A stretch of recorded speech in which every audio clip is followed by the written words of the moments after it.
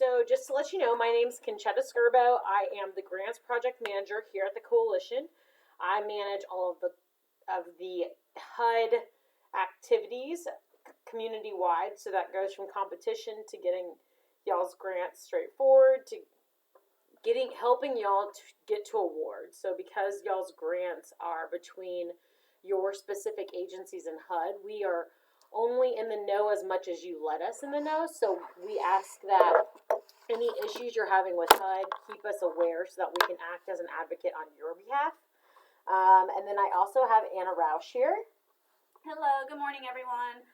My name is Anna Roush and I will be your point of contact for coordinated access. So I oversee anything related to referrals, getting your units filled up, getting your project started, and any questions about clients referred to you and how you deny people, how you accept people, anything of that nature. I will be the point of contact for you. So I'm happy to get to know all of you.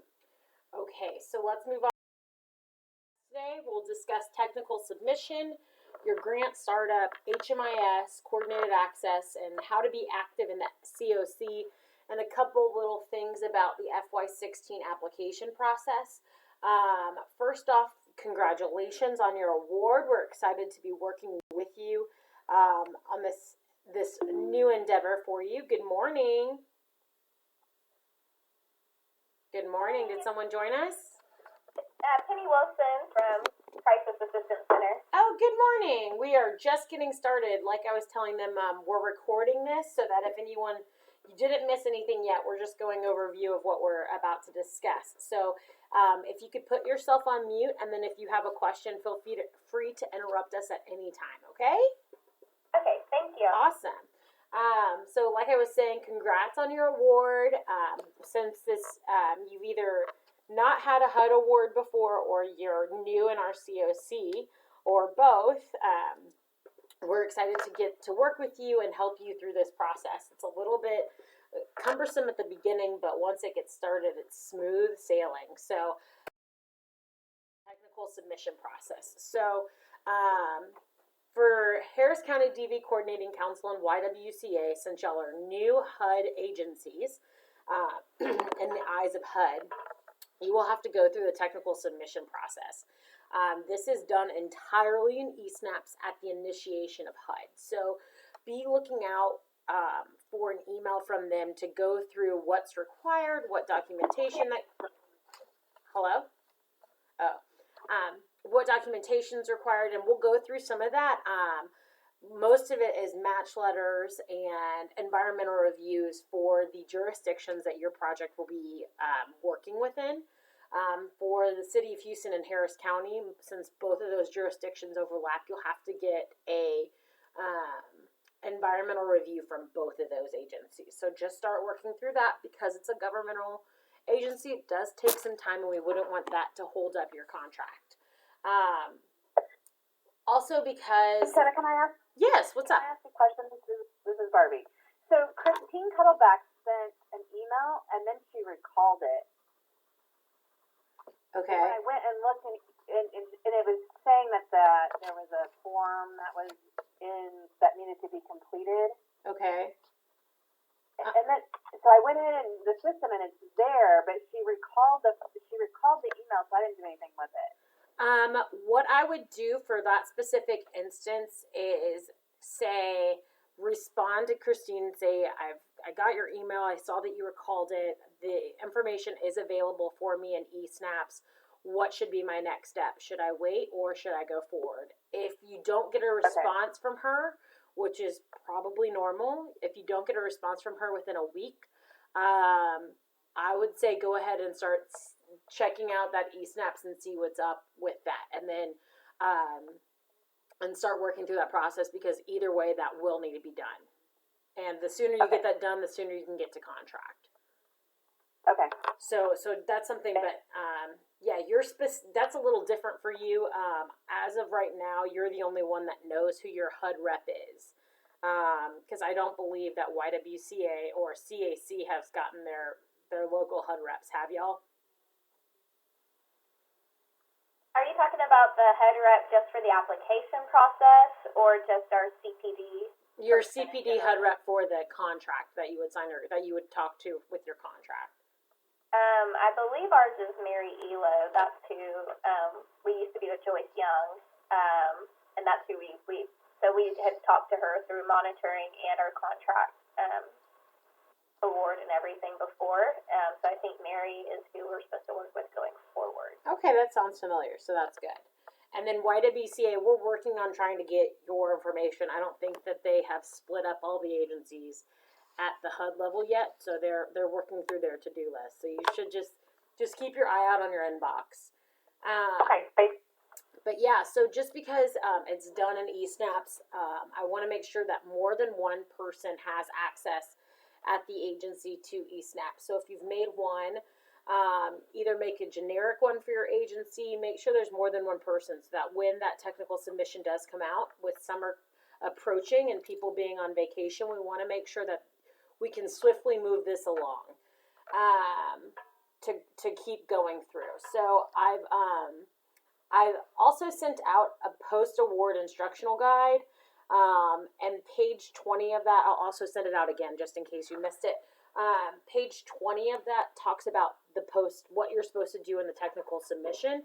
I'll go through some of the more important details, but that's something else to just have as a reference item. Also, the regulations that this follows are 24 CFR 578. I put a link here. It doesn't, of course, as all regulations, doesn't give you much information, but it's something to at least kind of help you to figure out what documentation applies to you.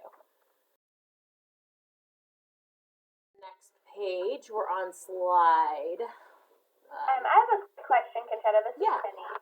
Yeah.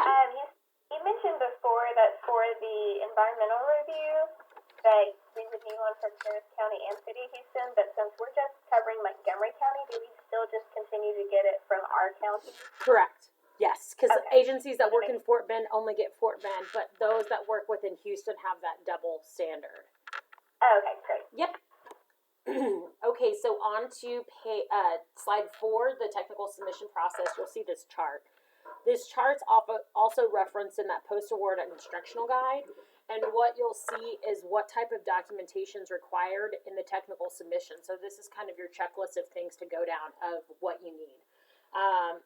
So if you're a new PSH without capital costs, you need match documentation, you need job descriptions, your environmental review, also referenced in that regulation, and site control is very specific as to if it's basically your office space, and there's some information on that in the regulation. I am not very familiar with it, but if you have questions regarding that, I can absolutely help you with that, and we can learn together.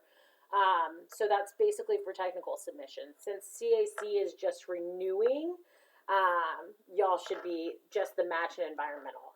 I believe I've sent out a match letter that is the template for y'all to follow. I would follow that to the tooth and nail as best as possible, just because we have been requested and directed by HUD to help y'all get that, because match letters hold up contract execution far too often. So if you have any questions on the specifications of that, please let me know, but I can send out after this a match template for you to follow. Slide 5. So again, just have your documentation ready and waiting for when HUD opens up your access in eSnaps to start your technical submission. I apologize.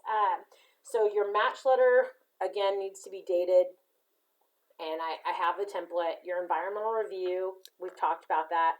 Financial feasibility only if that's necessary. It's just showing that I think that you're able to float 90 days if your contract is not renewed in the time. So let's just say, for example, your grant year runs January 1st to December 31st. Most time grant awards don't come out until the following year, and your floating cost. HUD expects that you are able to float costs for a project up to 90 days. So that's something to take into account. And then once all of these conditions are met, you should be working with your grant, your CPD rep at HUD, and the grant must be executed within 45 days. Usually what happens is they'll say your grant's ready for execution. Please bring in 3 originals of your match letter and 3 originals of your environmental review and 3 originals of the executed contract. What I do with that is we get our agency to sign that. I hand deliver it to downtown, and I get a signed receipt from whoever I handed it to show that we have handed and submitted our contract to that office. I don't know your experience with the HUD office, but your own paper trail is your best friend. So keep your documentation close, and make sure that you've crossed all your T's and dotted your I's, because most likely you will be punished if you don't, and we want to make sure that we can get you to contract execution as soon as possible.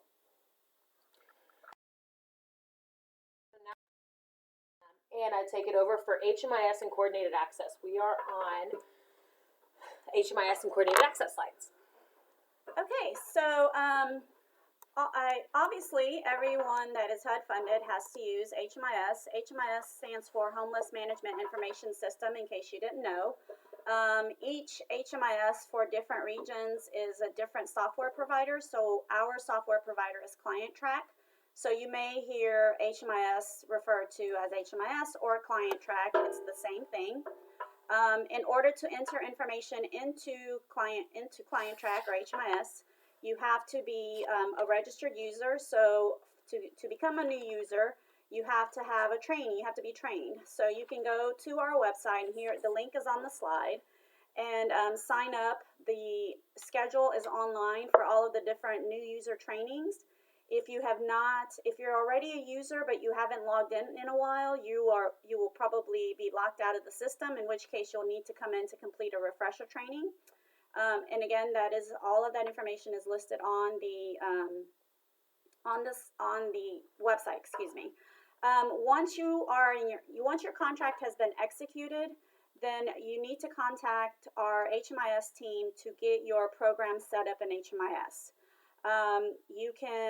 You will have to submit a copy of your contract, because that lists the number of beds and units that you will have in your program, and so that information will be put into HMIS so that coordinated access will know how many beds you have available, and it will also allow you to check in your clients into your program, enroll them into your program, and check clients into beds. So all of that is discussed during the trainings. You can send an email to hmis@homelesshouston.org to request information on how to set up your new project. Kalita Beecham from our office was the one that was setting up programs, but I know that sometimes her and Ryan swap out. So it's probably best to just send an email to hmis@homelesshouston.org to find out how you can get your new program set up. And this will only happen once your contract is executed, because again, until that happens, there's nothing we can do. You can't enroll anyone, and HMIS is going to need a copy of your contract to set it up in the system. And I believe also in the HMIS section of our website, there is a program setup form, which is what you will have to fill out and then submit with your contract in order for your program to be uploaded into HMIS.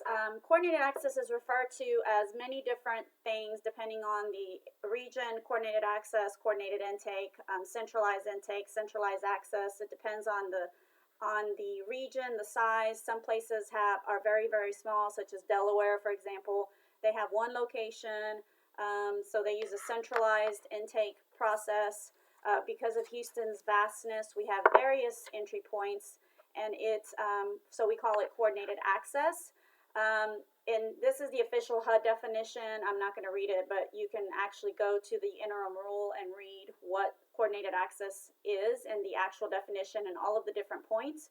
But it's basically an entry system into housing. HUD wants us to make sure that everyone has an equal chance to get into a permanent supportive housing program or a rapid rehousing program. In the past, it was very confusing.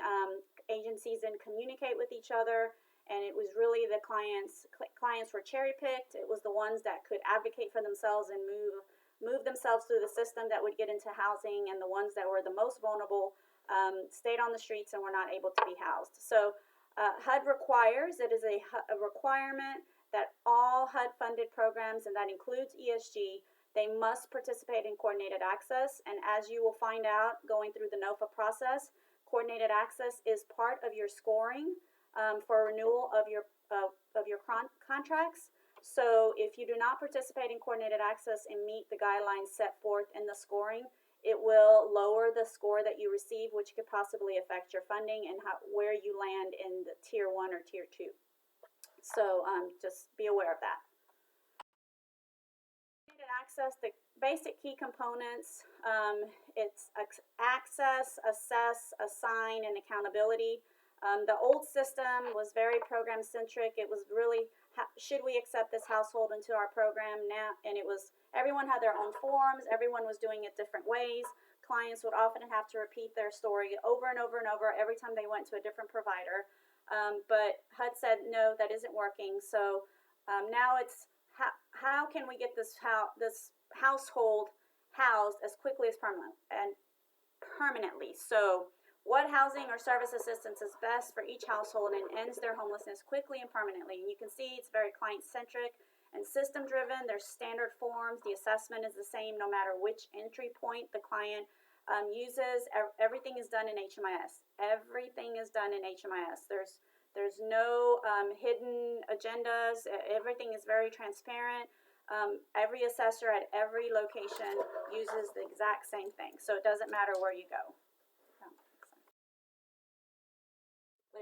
Okay, so every hub uses the same assessment, the same housing triage tool, the same vulnerability tools, and then everything is entered into HMIS. HMIS does the matching, and the matching is in regards to chronically homeless or not. So if a client is chronically homeless, they will be matched to permanent supportive housing because that is our priority population right now. And in order to get into permanent supportive housing in our COC, a client must be chronically homeless, no exceptions. If the client is not chronically homeless, then they will be matched to rapid rehousing. From there, the client is more than likely going to be put on the wait list. The rapid rehousing for families right now is moving pretty quickly, so families are actually being referred fast instead of being put on the wait list.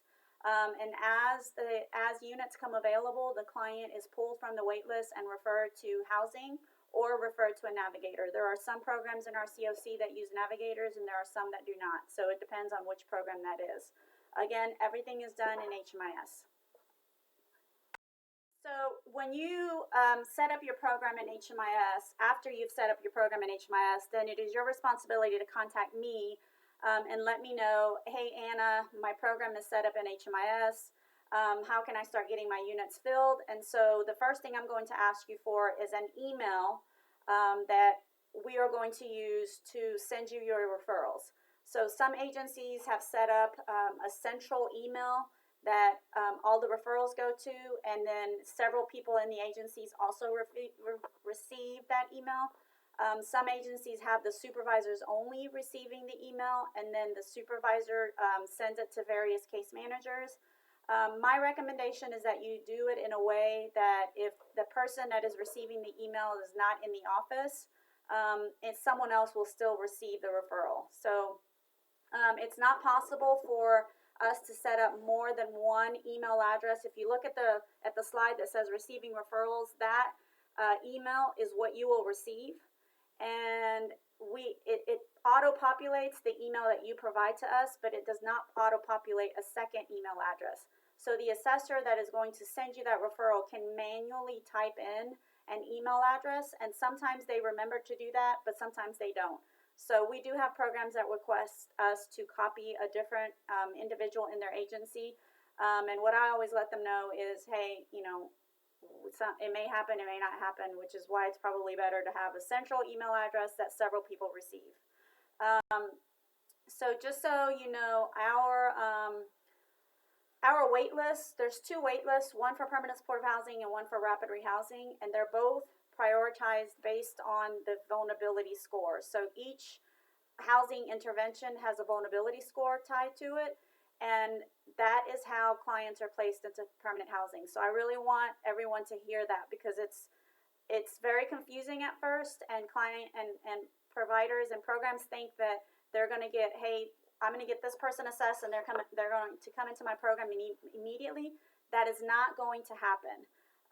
If you get a client assessed and your client has a VI score of 1, there's going to be many people ahead of them that have higher VI scores for permanent housing. So those people are going to be sent to your program first. It's not necessarily going to be the person that walks through your door. So it's really important to understand that and to communicate that information to your clients. We do have a prioritization population policy set up for our entire COC. That means that youth are prioritized over adult families, and then families are prioritized over singles. What that means is that if there's one unit available and a youth or a family or a single can all go into that unit, the youth is going to go first, regardless of the VI score amongst the 3. So that means if the youth has a VI of 0, the family has a VI of 2, and the single has a VI of 5, the youth is going to go first. If there are multiple youth on the wait list, then the VI score goes into place. So the youth with the highest VI score would go first. If there are no youth on the wait list, then families will be housed. If there are no families on the wait list, then the singles. Now, the caveat to that is that there are some programs that have site-based facilities that are SROs, and obviously a family cannot fit into an SRO. And so if an SRO unit comes available, then the next single youth or the next single individual adult will be referred to that unit. So that is how you're going to receive your referrals.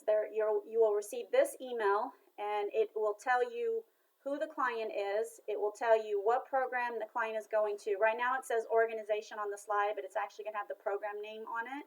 And then it's going to have the client's contact information. Sometimes that contact information is not working. So what you can do is you can reply to the person that sent you the referral and say, can you please flag this client in the system to contact me at this number? And the coordinated access assessor can flag the client in HMIS so that everyone sees it, all agencies. So if a client shows up somewhere, they can be flagged and contact you. They will see that and contact you. Once you receive the referral, the way to acknowledge the referral is to go to that client's dashboard. As you can see here, under still where it says receiving referrals, there's a screenshot of a dashboard. Over to the left, you'll see referrals, and then when you click on that, you should see the referral to your program. If for whatever reason you do not see the referral for that program, it means that the assessor forgot to release that referral to your agency. Again, all you have to do is respond to that assessor and say, can you please release the referral? I can't see it. And then once the assessor releases it, you'll be able to see this screen that you're looking at right now. So, go ahead.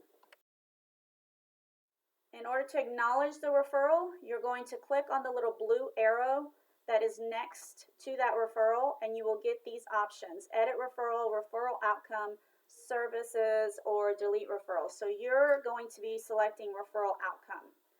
And once you select referral outcome, then the bottom screen will come up. So you will be doing this throughout the process of housing the client.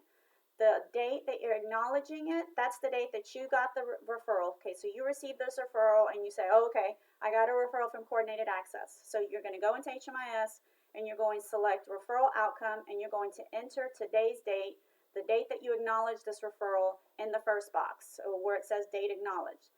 Then you will save it. After you save it, then you leave it alone until you have contacted the client and you've set the client an appointment. You will come back and you follow these exact same steps, and you will go to where it says appointment date, and you will put the client's appointment date on there. Then you save it, and you will continue this. So once you have determined that the client is accepted into your program or not accepted into your program, do I have another slide? What's the next slide after this one? Okay, so once you've determined that the client, let's say for whatever reason the client didn't meet the criteria. Let's say you work with a landlord, and the landlord required a criminal background check, and the client has a pretty severe criminal background, And so the landlord says, sorry, we can't accept them. And so that date is the date you're going to enter in the result date. And the result is that the client was rejected, and then it will drop down another box that says reason for denial. And you will select that reason, and then you have to enter a comment as to what happened. You will also see that there are some options such as not able to contact or no shows. That is for clients that you actually have an appointment set. So I can look at the appointment date and see that you saw the client on October 5th, but then you rejected them because of a no-show. And the notes that you're going to enter is client was scheduled for an appointment on these 3 days and didn't show for any of the appointments. We don't want you sitting on referrals for weeks at a time waiting to fill your unit. That is not the intent. So if after about 7 to 10 days you haven't heard from the client, you haven't found them, they haven't showed for their appointment, you can go ahead and close them out and move to the next one. Let's see what's next. Okay, so we have some coordinated access hubs coming up here. The AIDS Foundation Houston and the Beacon, the Covenant House and Salvation Army Youth, those are all drop-in center locations. That means that anyone can go to those locations during those hours to be assessed. And some of them are by appointment, but they can be anyone. So AIDS Foundation Houston will assess anyone. They do not have to be HIV positive. The Beacon is first come, first served. They usually take about 30 people a day. So once they are full for the day, they won't take any more. And then they do on Wednesday afternoons. Clients usually show up to get to check on the status of what happened with their assessment. All of the shelters, Northwest Assistance Ministries also is a drop-in location. They do it by appointment. All of the shelters, go ahead. All of the shelters locations, clients must be residing there. So you can't send a client to Star of Hope Women and Family just to be assessed. They actually have to be a resident staying in the shelter in order to be assessed. All of these locations have coordinated access assessors there. So there's no reason why they can't be in a shelter and be assessed. And of course, the VA Drop-In Center is also part of the coordinated access system, and they are one of the hubs for coordinated access. Okay, that's the end of the coordinated access part of this. Does anybody have any questions or concerns? Just to give you some heads up on the FY16 application process, you sign up for all HUD email alerts for COC programs. I've put the link there. I really suggest that. It gives you all the information. It's just really important to be on that so you're in the know and know that to be looking for any contacts and communications coming from HUD. The coalition runs the competition for TX 700, which is our way home COC. We now include the cities of Conroe, Houston, and Pasadena, Fort Bend, Harris, and Montgomery counties. What I've done to just mass disseminate the information is I've put 2 contact emails for every person on a listserv that I manage. So I manage it for all funding sources. So please be aware that, yes. The link for the HUD mailing list doesn't work.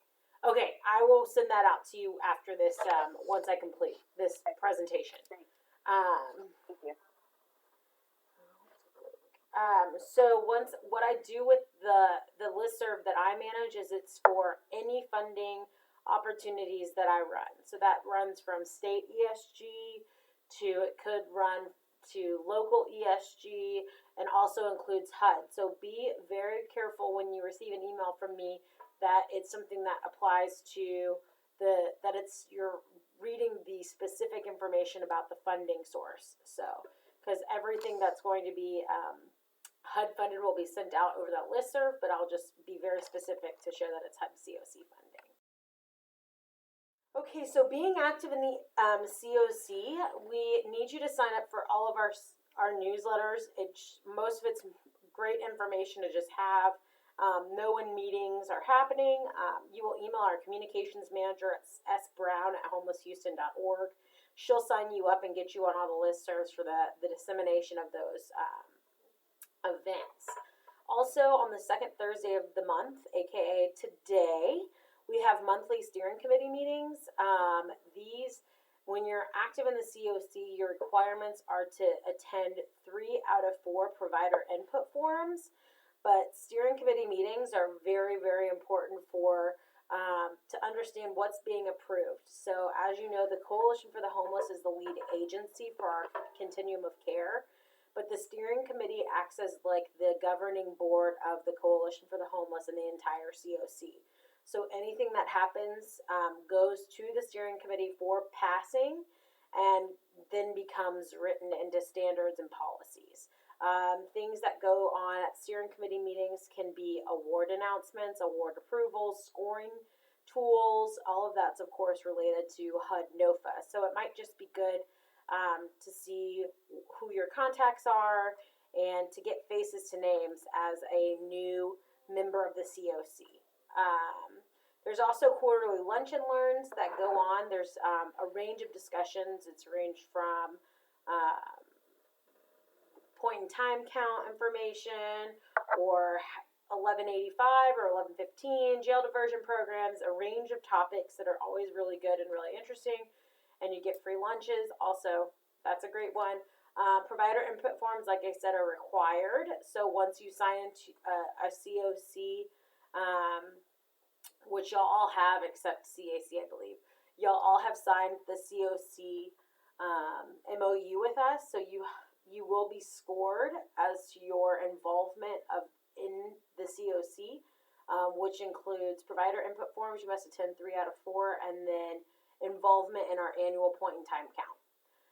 And then there's also different work groups that if your new project fits PSH, y'all might need to start attending these work groups to start working through some of the issues. All of this stuff will be located on our event calendar, which is located right there at homelesshouston.org/events. This is the contact information for everyone at the important people at the coalition. Of course, this isn't all inclusive, but Eva is our director of programs. There's my information. There's Anna for coordinated access. Yvette will be your point of contact for HMIS trainings, and Sarah Brown as your communications manager. And our presentation. Does anybody have any questions, comments, or concerns? Okay, well. I had a question real quick. This is Penny again. Okay. Hey, so we were getting all the notices from the HUD listserv about making sure that we were registered to apply for the next NOFA. Is that something that, like, for Texas Homeless Network would submit a registration in eSNAP to cover our entire COC? Does the Way Home do that as well? Yes. And then we just Yes. Okay. So we have registered for next year's for 2016's competition for our entire Continuum of Care, which also includes the change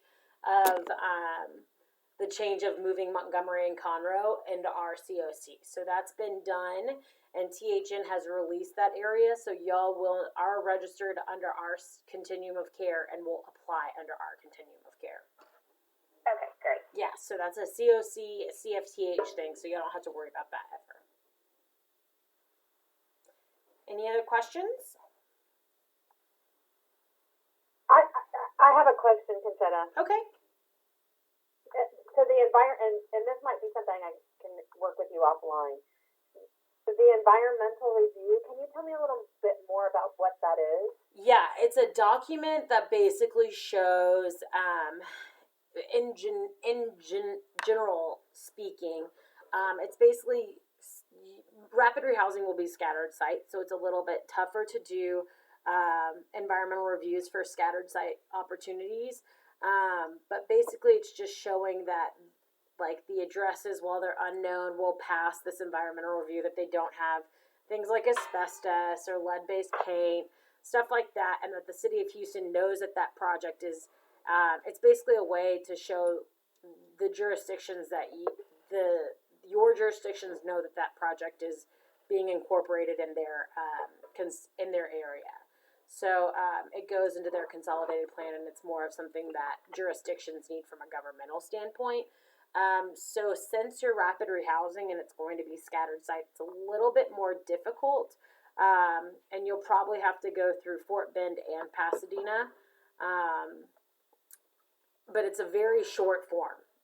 It's just basically like a quick signature, tell them what your project is about, what you can pull from your grant application, and then, you know, they'll show that it's scattered site, and then you move forward.